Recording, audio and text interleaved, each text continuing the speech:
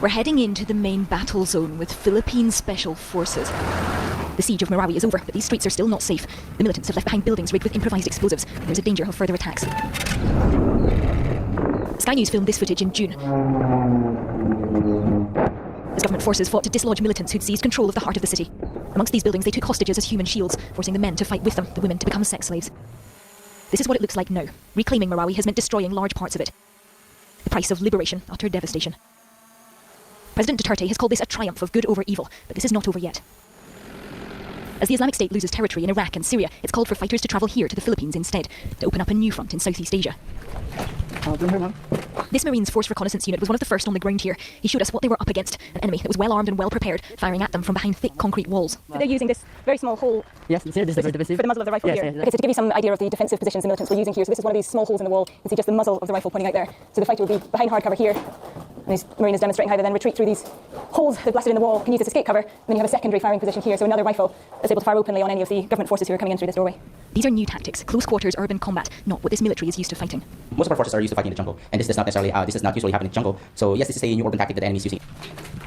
Across the compound, we're led into what was another of the militants' positions. So what we find on the ground here is one Quran, a book, Confessions of a British Spy and British Enmity Against Islam. There's also a medical textbook over here. This used to be a doctor's house. Your forces had fought your way into this building, and you then came under attack.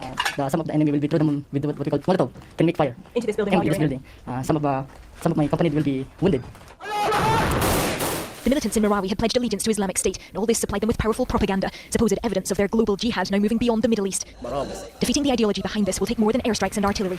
Definitely, we can't kill the ideology. The ideology is there to stay. We can only render it irrelevant. We can render it irrelevant if the people feel that they are being taken care of by the government. No more. But that will be easier said than done. The house is totally destroyed. These people are visiting their houses for the first time since the conflict ended. What have you been able to bring out of the house? This is material, pieces. All this man could salvage is in this plastic bag. The rest of his belongings have vanished. Simple things. They took everything, even iron, even rice cooker, small one. They got all. Alhamdulillah, the house is still standing. Who do you think took it? Oh, we cannot, because we did not so.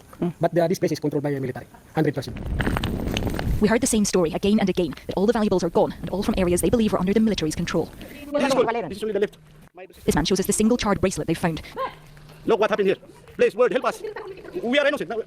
This will be the next battle for the military and the government here, managing the anger of families returning home to find they've lost everything and looking for someone to blame. Katie Sallard, Sky News, Marawi City.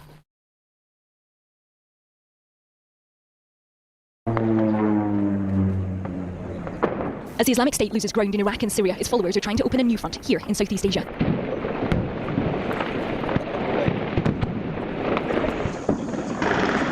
Five weeks ago, militants loyal to IS seized control of this city. Government forces are still fighting to take it back.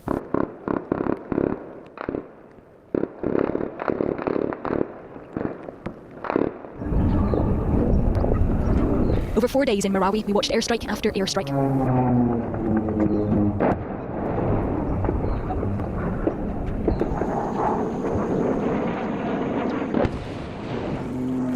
Bombers overhead, diving towards their targets.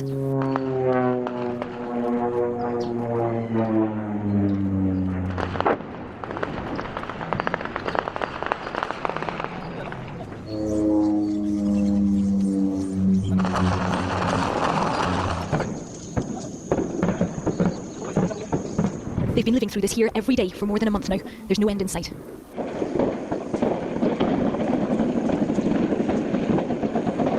We're pretty close to the front line here. The fighting is intense and it is sustained. It has been going on like this now for several hours. You can see the minarets of the mosque over there, which is where they think these militants are basing themselves. And this is part of the problem for the Philippines military. They train to fight these rebels in jungle conditions, but this is now close quarters urban warfare. They are fighting here now street to street, at times house to house.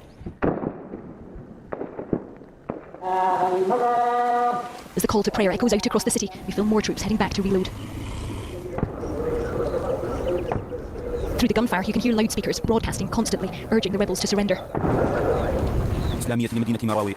They show no intention of doing so. The Islamic State news agency released this video. It claims these are its soldiers fighting in the streets of Marawi.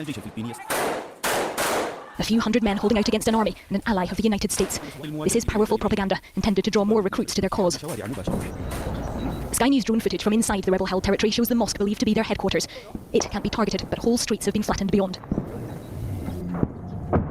What was the commercial heart of Marawi, now a city of rubble and flames. Hundreds of civilians are still thought to be trapped and hiding here. This commanding officer told us some of those caught by the militants are being used as slaves and orderlies, some as human shields. And you believe some of them are being dressed up by the militants? Those hostages are being dressed. We have some visuals of this one that they are being dressed with a black like robe. We believe these are civilians because we can easily see how they move. We're trying to reach a family we've heard is still in touch with relatives inside, but nowhere in the city is safe now. Okay, everyone happy? There's a danger from sniper fire in the street, so we have to line up and run across the road. Okay, right, let's go.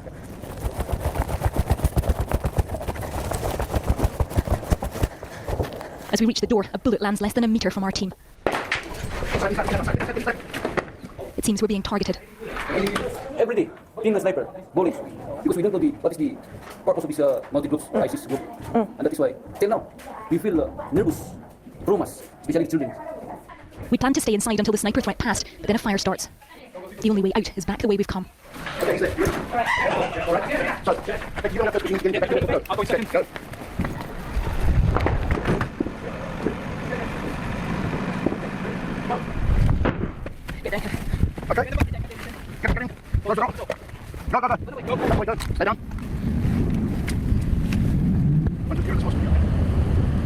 Further on and out of immediate danger, we see the reinforcements rolling in. A long convoy of armoured personnel carriers heading into the city.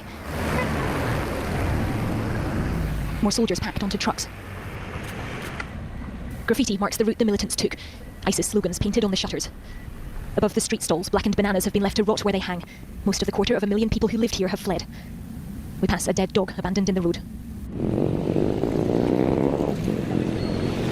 They've set up checkpoints at every entrance to the city to search for men and ammunition trying to get in and any fighters trying to escape. And the last is they're the younger Mauti. So these are the Mauti brothers, the leaders of this group? They are the founder who found the Mauti group. The attack was led by two groups, the Mauti, led by brothers Omar and Abdullah, and Ismailon Hapilon, one of the FBI's most wanted terrorists, seen here is said to be planning the attack with Abdullah Mauti. Both groups have pledged their allegiance to the Islamic State.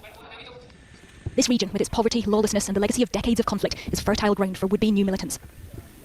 This man's nephew was killed in Marawi fighting for the Mauti. He says there are many more like him. Actually, sa Cotabato mismo sa area namin is siguro ang pinakamababa 10. Mismo sa barangay namin. Actually, marami na namatay sa ito nangyari diyan. Marami siyang na-convince na babae mga bata, lalaki, babae, na mga bata. In this video last June, IS called for those who could not reach Syria to head for the Philippines instead. A number of foreign fighters have already been found amongst the dead. Back in Marawi, to mark the end of Ramadan, a temporary ceasefire was declared, a brief humanitarian pause. A small group of volunteers armed with megaphones and religious leaders headed in towards the front line, risking their own lives to try to save others, to try to bring some of those trapped to safety. But as we waited for news, shots were fired into our street.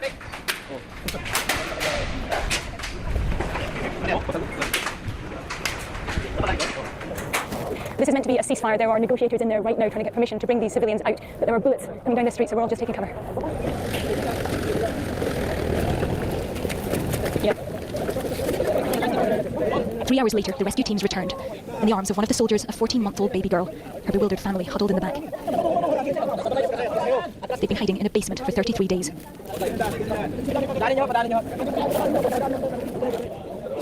Dazed and exhausted, they still had to be interviewed by the military, but at least now they were safe.